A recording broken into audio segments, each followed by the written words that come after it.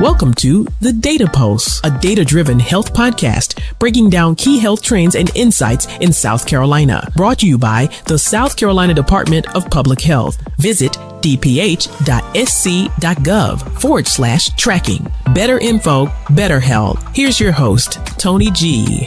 Welcome inside this edition of the Data Pulse. I am your partner in praise, Tony G. We are talking today with Kia L. Muse. She is a program coordinator with the South Carolina Department of Public Health. Today, we're going to talk about a program called 5210 South Carolina.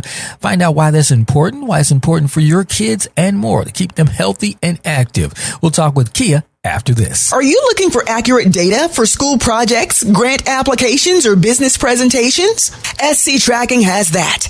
Go to dph.sc.gov/SC Tracks. SC Tracking tracks state and county level data. It's easy to get started. Visit dph.sc.gov/SC Tracks. Better info, better health. Brought to you by the South Carolina Department of Public Health. Welcome back to this edition of the Data Pulse. We are talking today with Kia L. Muse. Kia, tell us your position there at SCDPH. I am one of the program coordinators for the CNS Community Nutrition Services Department. Kia, thanks for joining us on today. First of all, let's talk about you. Where you're from? How'd you get here? And how'd you get involved with SCDPH? I'm originally from South Jersey. I came to South Carolina in 2011 because there's no snow. Oh, well, there is, but just very, very little snow. Taking your broom and sweeping it off the sidewalks compared to shoveling snow for 8 months, because my last winter in New Jersey, it snowed the day after Christmas in 2010, once a week all the way up until April. So I'm good with the snow. I got you. Yes, good with the snow. Came part of DPH in 9 years ago, 2016, as administrative assistant data coordinator. Mm-hmm. Kind of added a little bit to my job title as became a master educator because I have a little culinary background. Didn't go to school for culinary, but I do cook. And so I was able to go out and teach the 2, 3, and 4-year-olds healthy eating with the programs that we have through DPH at that time, and then moved into a Master Gardener program. So I'm a Master Gardener. So I'm going and starting gardens within our daycares and our school systems and within the community, and just moving it right along. Now I'm a Program Coordinator 1 within CNS. I saw that you were a junior. Now you're saying Master Gardener. So tell us about that. What exactly does that mean, and then how does that help you in your current position?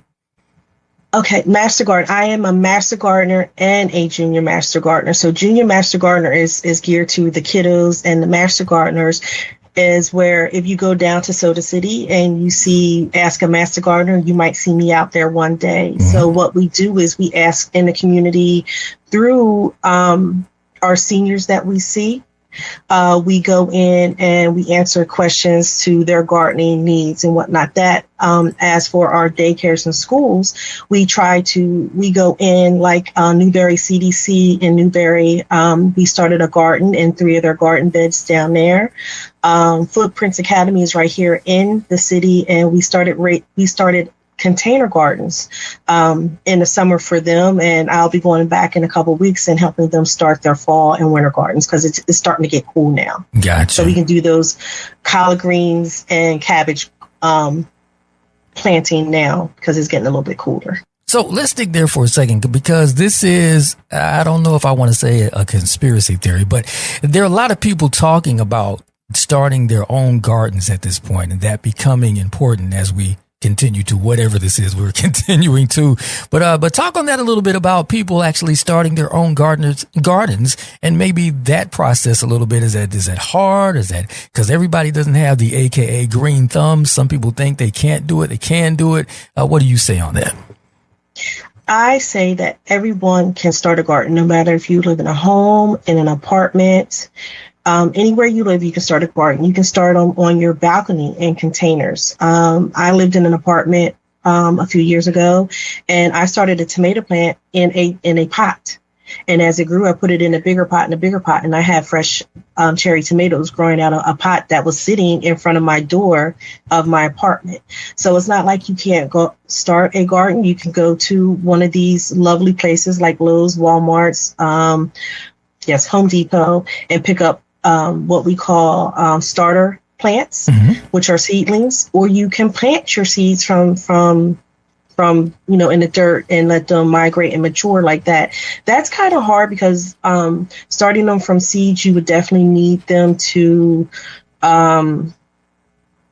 not being as cold and watching them, because sometimes they don't germinate. Sure. And you don't get that means the seed starts to germinate, which means it grows a root, and then you start getting a bud, and then it becomes into a plant. Sometimes that process doesn't happen because it's either overwatered, it's too hot, or the seeds just wasn't, they're not good seeds. But that's something that anyone and everyone can do, no matter where you live. You can put them in beds, pots, anything. Even totes. And that's what my kiddos did over at Footprints Academy. They started totes and regular totes. And they had squash and strawberries and squash, zucchini, tomatoes, strawberries, okra. Yes, they did okra. And I was very excited to see okra because I have not put okra in my own personal garden. And I actually started a garden at my other house. I started them in pools. So I had watermelons and zucchinis and eggplants, all that stuff. And I did them all in baby pools, grow bags, and all those type of things. All right, sounds good. I might try that myself. This is Kia Muse, ladies and gentlemen. We're going to come back and talk about this program 5210 after this. It seems like data is everywhere these days, but is it reliable? Data from SC Tracking is both accurate and reliable. It's easy to find, easy to use, and has a guide to help you find the information you need. Visit dph.sc.gov/SC Tracks. Do you want to compare health conditions in your county to the rest of your state? SC Tracking tracks that. Maybe you're concerned about air quality where you live. SC Tracking tracks that. Or maybe you're interested in rates of different types of cancer in your county. SC Tracking tracks that too. Visit the SC Tracking website at dph.sc.gov/SC Tracks and try it out. Better info, better health. Brought to you by the South Carolina Department of Public Health. Welcome back to the Data Pulse. Kia L. Muse joining us on today from South Carolina Department of Health. We're going to talk today about a program called 5210. Actually, they call it 5210 South Carolina. Tell us what that is about, who it's targeted to, and why it's important. Okay, 5210 South Carolina, as you say, we call it 5210 SC, came about to help our youngins, and it's geared to from your babies into your teenagers, but it's for all adults. So wanting to, and if you look at the numbers, we want everyone to eat 5 or more fruits and vegetables a day. And when we talk about fruits and vegetables, we're talking about the broccoli. We're talking about different colors, because every color of the fruits and vegetables that we eat do something to our bodies. It helps our bodies in different ways. So we want to get those different colors and then those different fruits and vegetables a day, 5 a day, all day. And then the number 2 in 5210 stands for 2 hours of limited recreational screen time. Now, I know we are always on our computers working, but we're talking about recreational on Facebook, Twitter, TikTok, all that stuff, limiting your children's screen time to 2 hours. And then we want to get our babies and our adults out there to play, work out for at least an hour of active play a day, pulling away from the screen time, taking them out in the yard, playing some dodgeball, playing kickball, jump roping, and things like that. And then the 0 stands for zero sugary beverages. We want to ingest, we say 0, but we know we like a little sweet, but we want to limit that to as much as to 0 as possible. We want to drink more water. Well, I don't like water. Well, you don't like water? Well, you can do infused water. You can take those strawberries, those blueberries, those blackberries, lemons and limes, and throw it into your water and let it infuse. And one quick way to do that, is you go to the grocery store, you buy all those fruits and vegetables, you throw them in a freezer bag, put them in the freezer, and you can use it for your ice. So as it melts, you're getting that flavor of the carrots. I mean, not the carrots, the strawberries and the lemons and the limes in your water as it unfreezes in your water. All right. And you can find that information at dph.sc.gov/tracking. Again, that's dph.sc.gov/tracking. Kia, before we let you go, we are once again talking about the program 5210 South Carolina. Give us once again what 5210 stand for.